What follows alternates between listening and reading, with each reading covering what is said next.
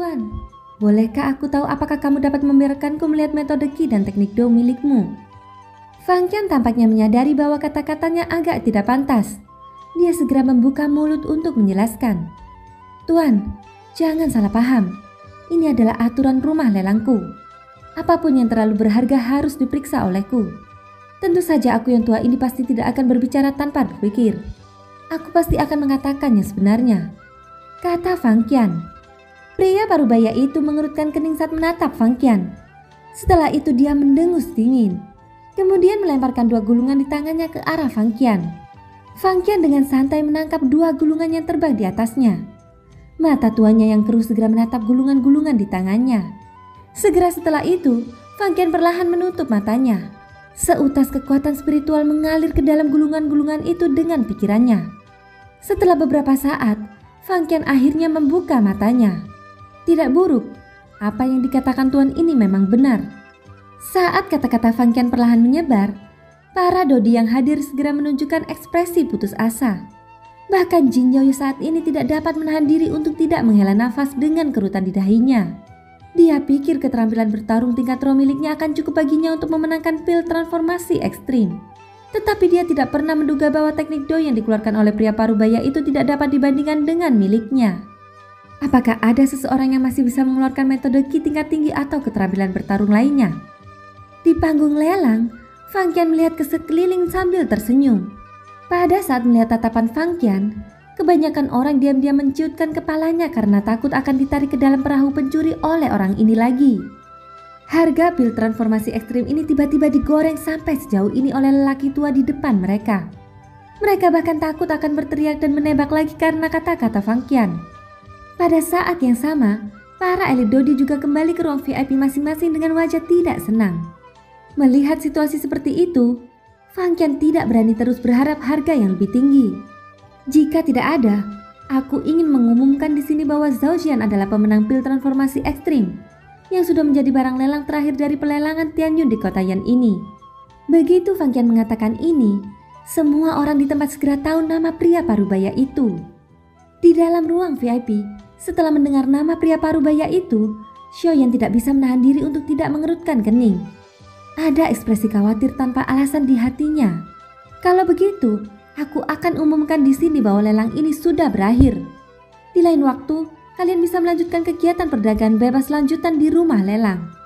Tentu saja jika kalian ingin pergi, rumah lelangku tidak akan menghentikan kalian. Silakan kalian pergi. Ketika kata-kata itu jatuh, Dong Juan dan Fang Qian juga pergi satu demi satu. Dan kemudian orang-orang di tempat lelang masing-masing bergegas. Adapun Xiaoyan dan Murong Qianqian saat ini, mereka menunggu akhir lelang.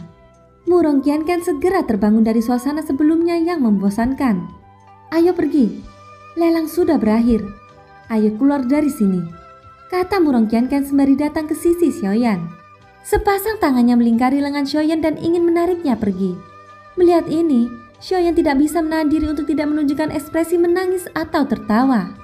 Tunggu dulu, aku belum mengambil barang lelangku. Jika aku pergi sekarang, bukankah bunga api yang berkobar itu akan menjadi sesuatu di tas orang lain? Kata Xiaoyan. Meskipun Xiaoyan telah memenangkan bunga api yang berkobar, namun bunga itu masih ada di rumah lelang. Dengan ekspresi cemberut, gadis itu segera menarik Xiaoyan lagi dan berkata, kalau begitu cepat pergi dan ambil kembali bunga api merah itu. Xiaoyan tidak bisa menahan senyum pahit. Segera dia mengikuti Murong Qianqian dan berjalan keluar dari ruang VIP. Namun tepat ketika keduanya baru saja berbalik, wajah cantik Murong Qianqian dan Xiaoyan tertegun sejenak. Segera setelah itu senyum muncul di wajah mereka dan menatap wanita berbaju merah yang berdiri di depan mereka. Nona Jin, kita bertemu lagi. Xiaoyan tersenyum dan berkata dengan ramah. Ya, saudara laki-laki Xiaoyan. Begitu suara Jin Yao jatuh, ekspresi wajah Xiaoyan tiba-tiba berubah. Jangan khawatir, orang-orang itu telah pergi. Dan sekarang ruang ini telah diblokir olehku. Dialog kita tidak dapat didengar oleh orang luar, kata Jin Yao. Apakah Nona Jin sedang mencariku? Bolehkah aku tahu jika ada sesuatu? Tanya Xiaoyan. Mendengar apa yang kau katakan, jangan bilang kalau aku tidak bisa menemukanmu jika aku tidak punya sesuatu yang penting, ucap Jin Yao sambil tertawa. Kemudian matanya yang indah menatap ke arah Murong Qianqian yang saat ini sedang melingkari lengan Xiaoyan. Ketika dia melihat ke arah gadis itu, dia menemukan bahwa gadis muda di depannya juga menatapnya dengan penampilan yang hati-hati dan waspada. "Gadis kecil, ada apa? Apakah kamu takut kakak ini akan merebut laki-lakimu?" ucap Jin Yao. Xiaoyan juga terprovokasi oleh kata-kata Jin Yao, sampai-sampai dia tidak bisa menahan batuk beberapa kali. Namun Jin Yao sama sekali tidak menghiraukannya. "Lupakan saja, aku tidak ingin bermain-main denganmu lagi. Ayo kita pergi mengambil barang-barang yang telah aku lelang. Aku ingat kamu juga telah melelang beberapa barang. Bagaimana kalau kita pergi bersama?" ucap Jin Yao. "Mungkinkah orang itu masih di rumah lelang? Aku ingin melihatnya dan melihat siapa dia," ucap Xiaoyan. Tak lama kemudian, mereka berdua mengobrol santai dan tertawa sebentar. Nada menggoda dalam kata-kata mereka membuat wajah Murong Qianqian yang sadari tadi terdiam memerah sampai ke telinganya. Pada saat yang sama, Xiaoyan juga merasakan lengan kirinya yang dipegang erat oleh gadis ini sedikit berwarna ungu karena dicubit dengan keras. Jin Yao yang berdiri di samping tentu saja melihat semua ini dan mengerti apa yang terjadi. Namun pada akhirnya dia masih tersenyum tipis. Bibir merahnya menampakkan senyum yang membuat orang tergila-gila. Hal ini membuat Xiaoyan tanpa sadar mengutuknya dalam hatinya. Setiap kali wanita ini melakukan tindakan yang menggoda, hal itu akan membuat tangan Murong Qianqian semakin mengencang. Setelah beberapa saat, mereka akhirnya tiba di belakang panggung rumah lelang. Di sini mereka akan dapat menemukan Fang Qian. Pada saat yang sama mereka juga akan dapat mengambil kembali barang-barang yang telah mereka peroleh dari lelang. Ketiganya memasuki bagian belakang panggung. Di depan mereka tampak sebuah aula yang dapat menampung 40 hingga 50 orang. Aula itu tampak agak kosong. Hanya ada beberapa petugas yang menunggu di sana. Seolah-olah mereka tahu bahwa seseorang akan datang. Beberapa pelayan berdiri di tempat seperti patung. Baru ketika Xiaoyan dan dua lainnya berjalan melewati beberapa pilar dan memasuki aula, mereka mengalihkan pandangan ke arah Xiaoyan dan dua orang lainnya. "Tiga tuan, apakah kalian di sini untuk mengambil barang lelang?" Tatapan petugas itu dengan cepat menyapu ketiga orang di depannya. "Ya, aku di sini untuk mengambil buah giok hijau," ucap Jin Yao. "Aku di sini untuk mengambil bunga api yang berkobar," ucap Xiaoyan. "Tiga tuan, silakan ikuti saya." Kemudian petugas itu mengangkat tangannya dan membuat gerakan mengundang ke arah Xiaoyan dan dua orang lainnya. Setelah itu Jin Yao perlahan berjalan dan memimpin menuju bagian dalam aula, menuju lorong yang remang-remang. Setelah beberapa langkah kaki yang ringan, cahaya di ujung lorong di depan kelompok berempat itu berangsur-angsur menjadi terang. Petugas itu akhirnya berhenti di ujung lorong. Namun pada saat ini di ujung lorong di dalam dunia yang diselimuti cahaya putih, sesosok manusia perlahan melangkah keluar. Ketika mereka melihat sosok manusia itu, ekspresi wajah Xiaoyan dan Jin Yao yang awalnya tenang tanpa sadar sedikit berubah. Orang yang datang adalah Zhao Xian. Xiaoyan bergumam pelan dalam hatinya saat melihat orang yang telah datang. Dia ingat dengan jelas bahwa kekuatan orang ini lebih kuat daripada dodi asing manapun yang hadir. Dia adalah dodi bintang 2 tingkat menengah. Xiaoyan tidak memiliki sedikit pun peluang untuk menang di hadapan orang ini. Meskipun ia belum pernah bertemu langsung dengannya, ia tetap membuat Xiaoyan merasakan hawa dingin yang tidak diketahui. Setelah menampakkan diri, Zhao Xian juga menemukan kelompok Xiaoyan berdiri di depannya.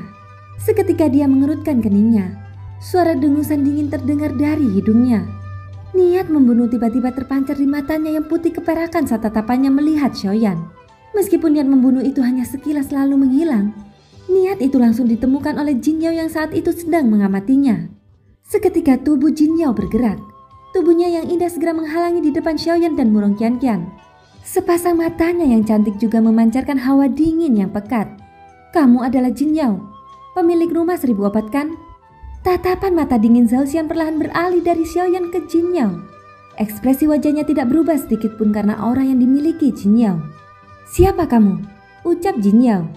Ekspresi di matanya yang cantik sangat acuh tak acuh. Jangan khawatir. Aku tidak akan menyerangmu di sini. Ini adalah wilayah rumah lelang Tianyun. Bahkan di seluruh wilayah barat, tidak ada yang berani menyerangmu. Bahkan aku tidak akan berani. Tapi untukmu," kata-kata Zhao Xian baru saja terdengar saat dia mengarahkan ujung pedangnya. Tatapannya yang tajam dan dingin sekali lagi menatap Xiaoyan. "Ingatlah ini. Saat kau berada di luar, cepat atau lambat kau harus membayar hutangmu. Bahkan jika kau aman dan sehat di balai lelang Tianyun hari ini, selama kau berani meninggalkan tempat ini, Aku jamin kau tidak akan bisa meninggalkan kota Yan. Mendengar kata-kata dingin ini, ekspresi wajah Xiaoyan tanpa sadar berubah. Dia benar-benar tidak mengerti kapan dia bertemu musuh seperti itu. Tepat saat Xiaoyan merenungkan hal ini di dalam hatinya, tubuh Zhao Xian bergerak. Tubuhnya yang kuat dengan cepat melesat melewati sisi Xiaoyan. Angin yang dibawanya saat berjalan melewatinya langsung menggores wajah Xiaoyan. Langkah kakinya membawa angin dan secepat guntur. Kekuatan tak kasat mata semacam ini benar-benar layak dimiliki oleh seorang elit Dodi. Xiaoyan mengerutkan keningnya. Pada saat yang sama dia tidak bisa menahan rasa ingin tahunya yang lebih besar tentang Zhao Xian. Xiaoyan yakin bahwa ini adalah pertama kalinya dia bertemu dengannya. Mengapa orang ini begitu memusuhi dia? Pada saat ini di ujung terowongan, di dalam ruang lain tempat cahaya putih bersinar, sebuah suara tua yang familiar terdengar samar-samar. 3 orang di luar. Silakan masuk. Mendengar suara yang familiar ini, raut wajah Xiaoyan langsung menjadi jauh lebih rileks. Pemilik suara itu adalah manajer rumah lelang Fang Qian. Orang tua yang tidak akan mati.